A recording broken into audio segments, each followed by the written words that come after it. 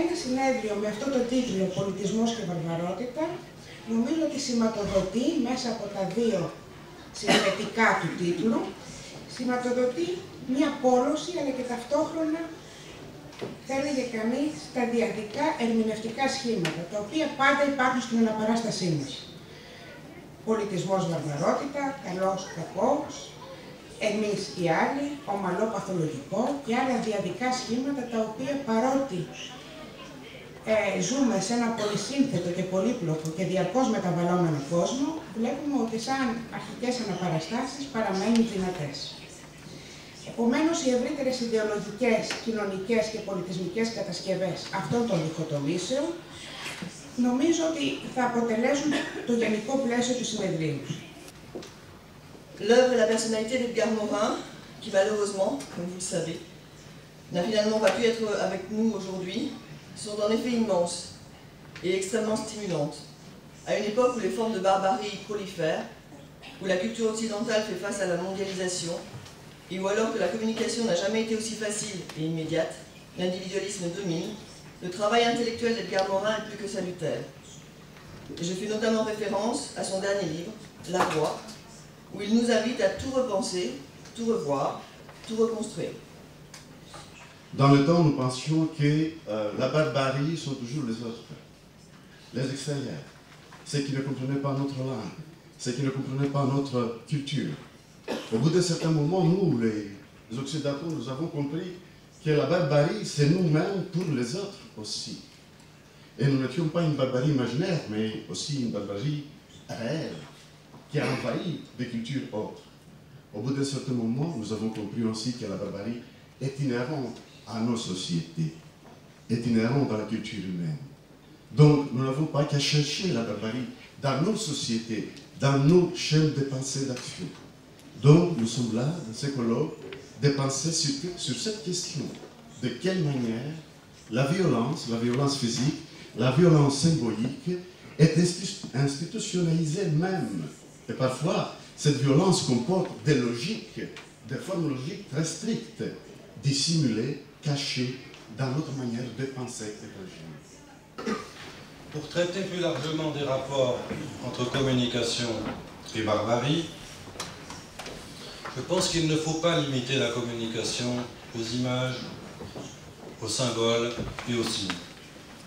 Nous communiquons aussi avec des biens et des services, des choses, entre dons et appropriation, entre générosité, gratuité, pingrerie et exploitation.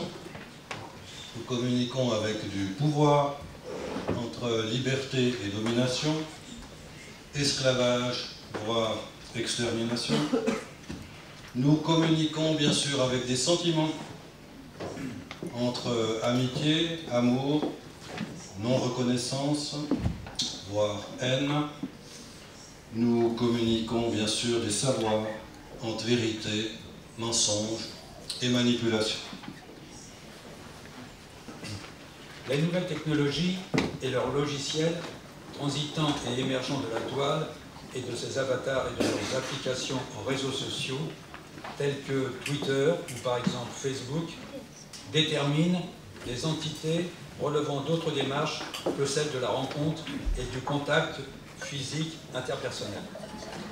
S'agit-il d'une ouverture vers des opportunités aptes à créer des construits et des ensembles populationnels, suscitant de nouveaux liens sociaux, ou, mais concurremment, n'y a-t-il pas un renforcement d'individualité autocentrée et un appauvrissement par saturation de l'échange et des interactions? J'aime toujours démarrer mes interventions sous le parrainage de quelques 2 ou 3 auteurs qui ont dit quelque chose qui m'a inspiré pour la réflexion en question. Aujourd'hui, j'ai choisi Valéry, Aristote et Engels. Valéry, quand il disait qu'il faut des mains pour instituer le langage, pour mimer l'acte qui sera le verbe. Aristote, lorsqu'il nous dit que ce n'est pas parce qu'il a des mains que l'homme est le plus intelligent des êtres, mais c'est parce qu'il est le plus intelligent qu'il a des mains. Et puis finalement Engels, qui nous explique que la spécialisation de la main, voilà qui signifie l'outil. Et l'outil signifie l'activité spécifiquement humaine, la réaction modificatrice de l'homme sur la nature, sur la production. Donc, le point de départ de ma réflexion, c'est la contribution. Alors, la contribution dans l'univers numérique.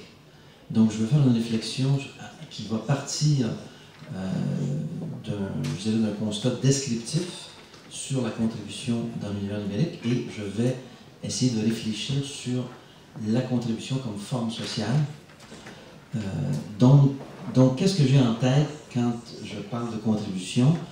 Alors, disons, là ça va vous sensibiliser en fait à, disons, à plein d'activités dans lesquelles vous êtes, donc bloguer, fréquenter des sites de réseaux sociaux, échanger des fichiers, poster des photos, enfin, etc.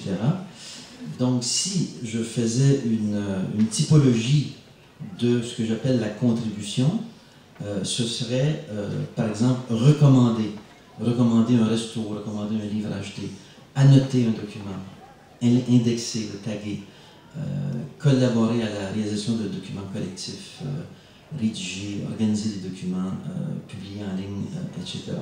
Alors, aujourd'hui, dans le sens commun, le terme barbarie désigne un individu ou un groupe social considéré comme cruel, inhumain, non éduqué, violent, de mœurs rustres, etc. Certains penseurs, comme par exemple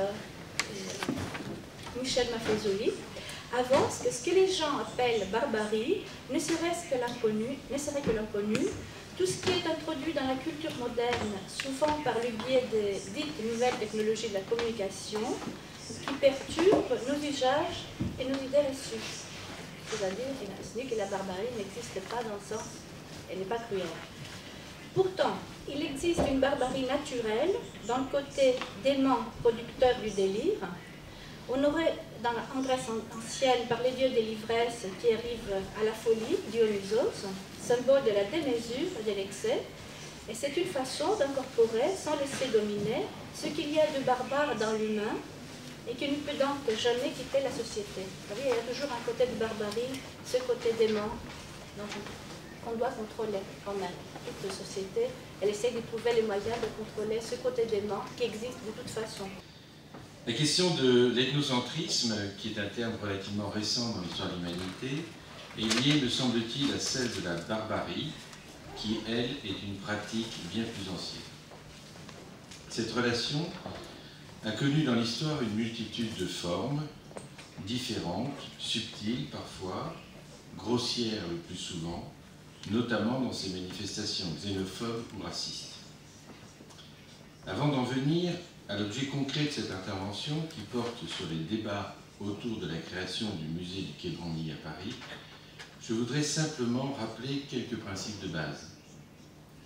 Le racisme, ce n'est pas seulement la détestation de l'autre comme autre, c'est affirmer une différence de nature de l'autre par rapport à soi, au point éventuellement de lui dénier toute humanité.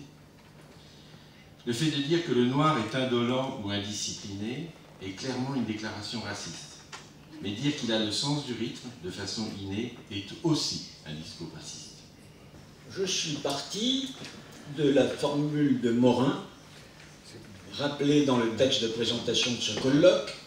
Que disait cette formule? Elle disait « Il faut comprendre la relation complexe, antagoniste et complémentaire entre culture et barbarie pour mieux résister à la barbarie. » Dans cette relation complexe entre culture et barbarie, la technique joue un rôle déterminant. Si la technique reste à sa place comme auxiliaire et servante, la culture peut conserver son autonomie. Si en revanche elle avance masquée, cette technique, pour prendre la place de ceux qu'elle devrait servir, c'est la barbarie qui colonisera la culture.